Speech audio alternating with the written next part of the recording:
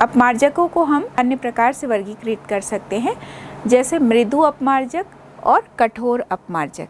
तो मृदु अपमार्जक और कठोर अपमार्जक जो है वो मुख्य रूप से इसको हम कह सकते हैं अपघटन के आधार पर, या बायोडिग्रेडेबल ये है या नहीं है, इस आधार पर इसको हम वर्गीकृत कर सकते हैं। तो ऐसे जो डिटर्जेंट होते हैं जिनका आसानी से जैव अपघटन हो सकता है, जो आसानी से जैव अपघटित हो जाते हैं, सूक्ष्म जीवों के द्वारा ये आसानी से अपघटित हो सकते हैं, तो इसको हम बायोडिग्रेडेबल डिटर्जेंट भी कह सकते हैं, मृदु डिटर्जेंट भी कह सकते हैं। तो प्रायः ये जो मृदु डिटर्जेंट होते हैं ये होते हैं लंबी सीधी श्रृंखला वाले जो डिटर्जेंट होते हैं ये आसानी से अपघटित हो सकते हैं सूक्ष्म जीवों के द्वारा, तो इसे हम मृदु अपमार्जक भी कह सकते हैं या बायोडिग्रेडेबल डिटर्जेंट भी कह सकते हैं। तो इसके उदाहरण में एल्किल सल्फेट या एथॉक्सिलेट, इस तरह के जो सॉल्ट है वो होते हैं। और कठोर जो डिटर्जेंट होते हैं, ऐसे डिटर्जेंट जो है वो सूक्ष्म जीवों से आसानी से अपघटित नहीं होते हैं। तो जब ये सूक्ष्म जीवों से आसानी से अपघटित नहीं होते हैं और तो इस वजह से ये बायोडिग्रेडेबल नहीं होते हैं, तो जो कठोर डिटर्जेंट होते हैं वो नॉन बायोडिग्रेडेबल होते हैं। तो यहाँ पर हम इसे उदाहरण के रूप में देखेंगे कि प्रायः जो उच्च शाखीय श्रृंखला वाले जो डिटर्जेंट हैं वो नॉन बायोडिग्रेडेबल होते हैं या कठोर अपमार्जक होते हैं। तो ये जो कठोर अपमार्जक हैं इसका जो प्रयोग है, प्रायः जो एल्किल बेंजीन सल्फोनेट होते हैं, ये शाखीय श्रृंखला वाले डिटर्जेंट होते हैं, एल्किल बेंजीन सल्फोनेट, और यही कठोर अपमार्जक के रूप में प्रयोग में लाए जाते हैं। कठोर अपमार्जक जो है वो सेप्टिक टैंक या जो सीवेज विसर्जन होता है वहाँ पर आसानी से अपघटित नहीं हो पाते हैं। अब हम एक बहुत ही इंटरेस्टिंग पार्ट पढ़ेंगे कि वास्तव में साबुन किस प्रकार से प्रक्षालन करता है या कैसे उसका जो क्लींजिंग है वो होता है, किस तरह से वो कपड़े को साफ़ करता है। तो साबुन को जब हम प्रयोग करते हैं तो वास्तव में गंदे कपड़े को साफ़ करने के लिए इसका प्रयोग करते हैं। तो जो गंदे कपड़े होते हैं वो क्या होते हैं, उसके अंदर धूल चिपके होते हैं, उसमें तेल या फैट या पसीना ये सब मिलकर एक परत जम जाती है कपड़े के ऊपर। तो जब इस गंदगी को साफ़ करना होता है तो हम साबुन लगाते हैं। कपड़े में लगा हुआ जो तेल है, ग्रीस है, इसको जल में बिना साबुन या डिटर्जेंट के घोलना बहुत ही कठिन होता है।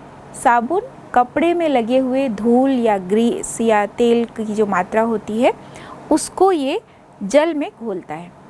तेल जनरली जल में नहीं घुलता है, तो ये जो साबुन है वो यहाँ पर एक पायसी कारक की तरह कार्य करता है और ये तेल को जल में घोलने का कार्य करता है।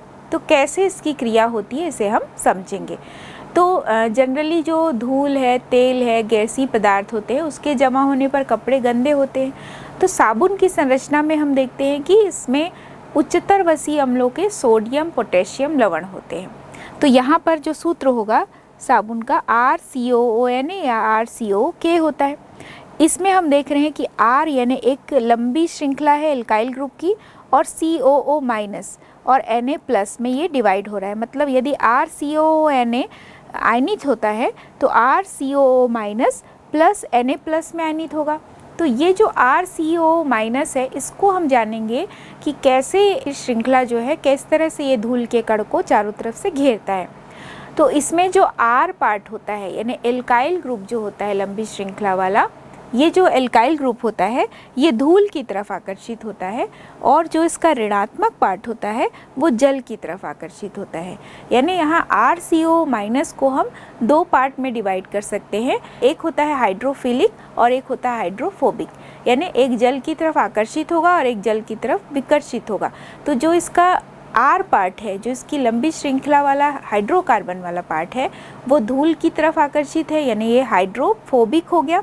और जो इसका ऋणात्मक पार्ट है वो जल की तरफ आकर्षित है, यानी CO- वाला पार्ट, तो ये फिर हाइड्रोफिलिक हो गया। तो यहाँ पर हम देख रहे हैं कि जब गंदे कपड़े पर साबुन डालते हैं या साबुन में गंदे कपड़े को भिगो कर रखते हैं तो स्टीयरेट आयन, जो अगर हम साबुन का एक एग्जांपल लेते हैं कि सोडियम स्टीयरेट C17H35CONA, तो C17H35 में जो हाइड्रोकार्बन वाला पार्ट है वो होगा C17H35 और जो इसका ऋण आयन होगा वो होगा COO-।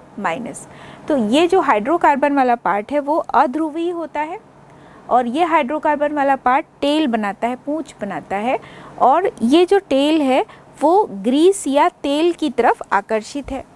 और जो इसका CO- वाला पार्ट है जो कि ध्रुवीय होता है और ये जल के अणुओं के साथ जुड़ जाता है। तो ये जो CO- है वो हाइड्रोफिलिक है, तो जल के अणुओं की तरफ ये जुड़ गया, जल की तरफ ये आकर्षित हो गया।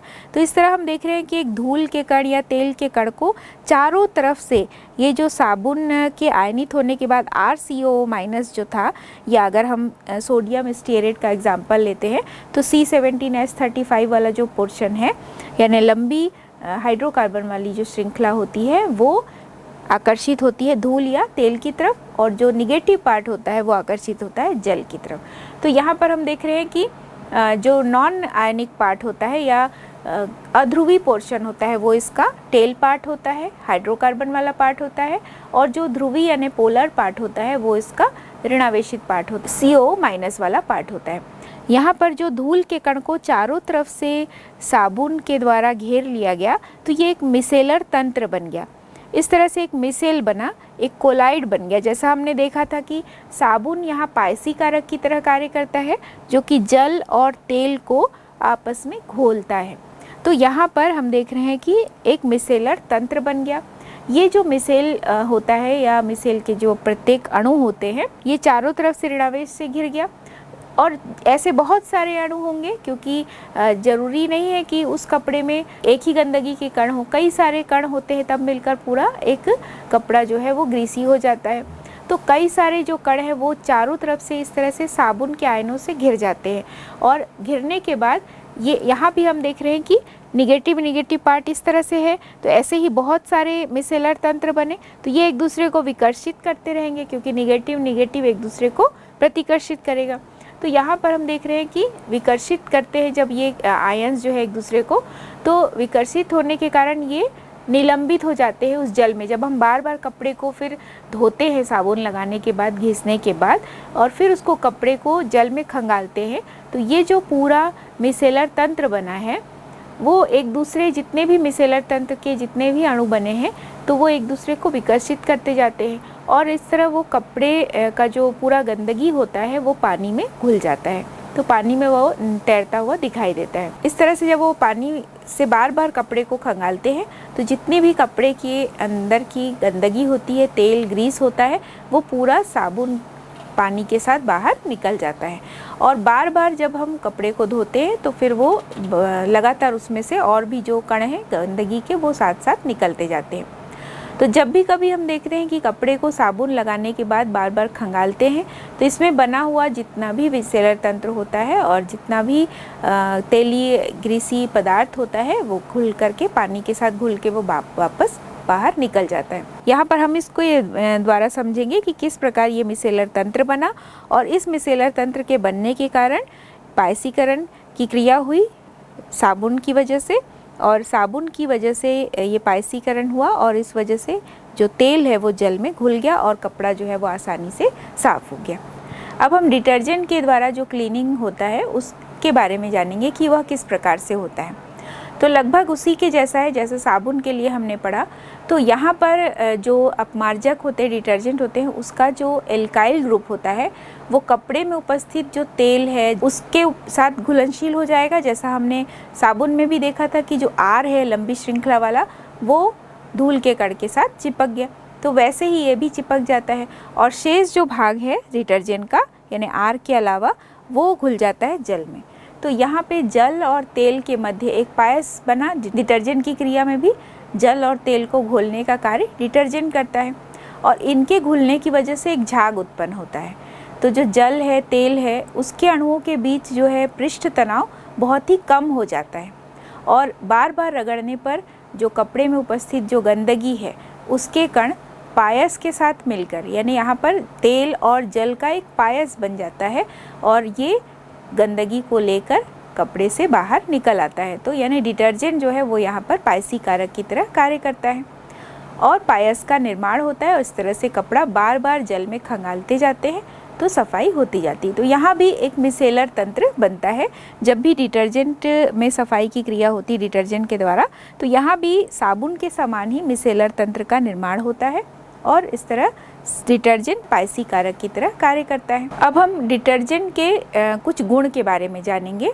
जैसा हमने देखा कि डिटर्जेंट जो है वो कठोर जल में भी प्रयोग किया जा सकता है और मृदु जल में भी प्रयोग किया जा सकता है, क्योंकि ये इस प्रकार से अघुलनशील लवण नहीं बनाते हैं।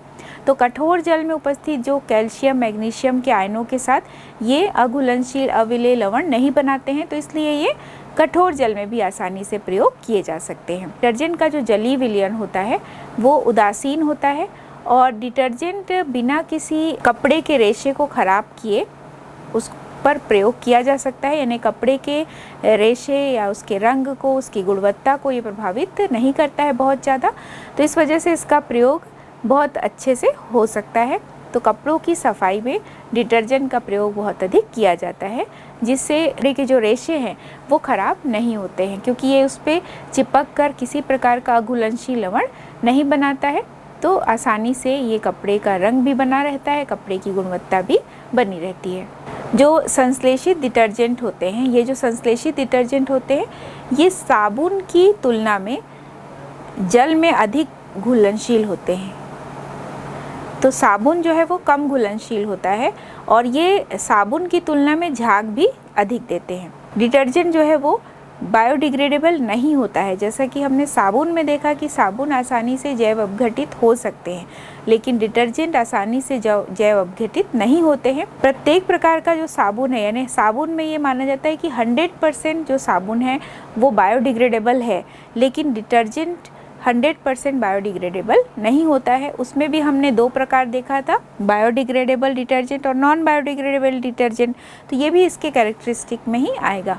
अब हम ये जानेंगे कि कैसे ये जो संश्लेषित डिटर्जेंट है बहुत अधिक प्रदूषण फैलाते हैं। तो हमने गुण में देखा कि अपमार्जक या डिटर्जेंट जो है साबुन की तुलना में कई जगह अच्छे होते हैं, लेकिन ये बहुत सारे हानिकारक प्रभाव भी छोड़ते हैं। सबसे पहला यही है कि ये अजैव निम्नीकृत होते हैं, सूक्ष्म जीवों द्वारा आसानी से अपघटित नहीं होते हैं और इसके अपघटित नहीं होने का कारण जो है वो इसका जो लंबा हाइड्रोकार्बन श्रृंखला की शाखा है। तो हाइड्रोकार्बन श्रृंखला की जो शाखा होती है, जो सल्फोनिक अम्ल या सल्फोनिक अम्ल समूह का जो लवण है, सोडियम लवण, ये होता है, उसके साथ ये जुड़ी होती है। और इसी लंबी श्रृंखला यानी शाखी श्रृंखला वाले जो लवण हैं, इन्हीं की वजह से ये आसानी से जैव निम्नीकृत नहीं होते हैं। तो जैसा कि हमने उदाहरण में भी देखा कि इस प्रकार के जो लंबी श्रृंखला वाले लवण होते हैं सोडियम के, तो ये आसानी से जैव निम्नीकृत नहीं होते हैं और ये जल प्रदूषण का कारण भी बनते हैं। संश्लेषित जो अपमार्जक होते हैं उसके उदाहरण में हम देख रहे हैं सोडियम 4,1,3,5,7 टेट्रामेथाइल ऑक्टाइल बेंजीन। तो यहाँ हमने देखा कि सोडियम 4 और पहले तीसरे पाँचवें सातवें यहाँ पर मिथाइल ग्रुप जुड़ा हुआ है, 4 मिथाइल ग्रुप, और उसका एक सोडियम लवण बना। तो ये जो है वो आसानी से जैव अपघटित नहीं होते हैं। ये इस प्रकार के जो डिटर्जेंट होते हैं वो बहुत अधिक जल प्रदूषण फैलाते हैं। सिंथेटिक जो डिटर्जेंट होते हैं इनके जो फॉस्फेट लवण होते हैं वो एल्गी का तेज़ी से विकास कर देते हैं। तो जब वो एल्गी का तेज़ी से विकास कर देते हैं तो इस तरह से जल में ऑक्सीजन की कमी हो जाती है, तो जलीय जीवों का जो जीवन है वो प्रभावित होता है। तो इस ऑक्सीजन की कमी से जलीय जीवन जो है वो प्रभावित होता है, उनमें ऑक्सीजन की कमी हो जाती है, जलीय जीव मरने लगते हैं। इस वजह से आजकल हाइड्रोकार्बन श्रृंखला की शाखा को नियंत्रित करके कुछ डिटर्जेंट को बनाया जा रहा है। ये प्रयास किया जा रहा है कि कुछ ऐसे डिटर्जेंट बनाए जाएं जिसमें हाइड्रोकार्बन की जो श्रृंखला है उसको कंट्रोल कर सके, उसको निम्न रखा जा सके। जब वो हाइड्रोकार्बन की श्रृंखला निम्नीकृत रहेगी, कम रहेगी, अशाखित रहेगी, कम से कम शाखाएं होंगी, तो वो आसानी से जैव निम्नीकृत हो सकते हैं। तो यहाँ पर प्रदूषण से बचने के लिए कुछ उदाहरण हम देखेंगे कि प्रदूषण से बचाव के लिए कुछ जो डिटर्जेंट है वो कौन कौन से हो सकते हैं, इस तरह के डिटर्जेंट में किस किस तरह के सब्सटेंस होते हैं। तो सोडियम लोराइल सल्फेट है, सोडियम डेडोसाइल बेंजीन सल्फोनेट जो होते हैं ये आसानी से जैव निम्नीकृत होने वाले अपमार्जक होते हैं। अब हम एक प्रश्न देखेंगे कि ग्लिसरील ओलिएट और ग्लिसरील पॉमिटेट जो है उससे जब साबुन बनता है तो उसका रिएक्शन किस प्रकार का होगा। तो ग्लिसरील पॉमिटेट का जो सूत्र है C15H31COO और यहाँ होल 3 C3H5। ग्लिसरील ओलिएट का फॉर्मूला है C17H32COO होल 3 C3H5। तो इसी तरह का हम दोनों का सूत्र देख लिए। जैसा हमने पहले देखा था कि उच्चतर जो वसीय अम्ल होते हैं उस पर क्षार की क्रिया कराई जाती है। क्षार की क्रिया कराने पर लवण प्राप्त होता है और साथ ही ग्लिसरॉल प्राप्त होता है। तो सेम उसी तरह का रिएक्शन हम देखेंगे कि यदि ग्लिसरील पॉमिटेट लेते हैं या ग्लिसरील ओलिएट लेते हैं तो CH2OCO C15H31, फिर इसके बाद CHOCO C15H31, CH2OCO C15H31। ये जो है इस पर क्षार की क्रिया हुई, 3NaOH के साथ इसका रिएक्शन हुआ तो बनता है CH2OH CHOH CH2OH बना। और सोडियम पामीटेट बना, 3 अणु बने सोडियम पामीटेट के C15H31COONA।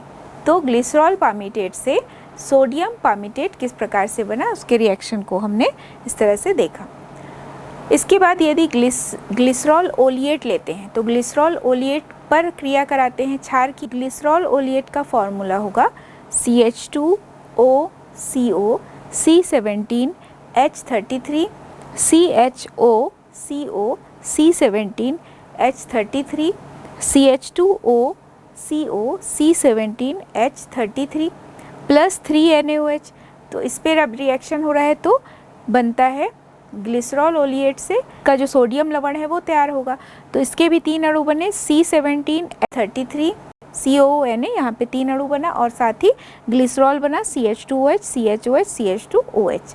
तो यहाँ हमने जाना कि किस तरह से ग्लिसरील पॉमिटेट या ग्लिसरील जो ओलिएट है इसकी सहायता से साबुन प्राप्त किया जा सकता है। इस तरह से हमने दैनिक जीवन में रसायन केमिस्ट्री इन डेली लाइफ में कुछ विशेष बिंदुओं को देखा। इसमें आने वाले जो प्रश्न हैं वो बहुत आसान होते हैं और अपने दैनिक जीवन से जुड़े हुए हैं, तो इसको हम आसानी से याद भी कर सकते हैं। और जो सूत्र है उसको आपको बार बार देखना है और सूत्र को भी थोड़ा सा ट्रिक से आपको पढ़ना पड़ेगा। जब आप सूत्र को पढ़ेंगे तो याद रखेंगे कि किस तरह की संरचना बनी हुई है, कैसे उसको जोड़ रहे हैं, किस तरह के लवण बन रहे हैं, तो ये आसानी से आप याद कर सकते हैं। तो प्रयास करेंगे कि जो इसका ड्रग्स वाला पार्ट है यानी दवाइयों वाला जो पोर्शन है उसमें ही ज़्यादा रिएक्शन है, ज़्यादा उसमें सूत्र हैं, तो उसको अच्छी तरह से तैयार करेंगे। केमिस्ट्री इन डेली लाइफ हमारे लिए बहुत ही एक उपयोगी चैप्टर है जिसको हम बहुत आसानी से तैयार कर सकते हैं।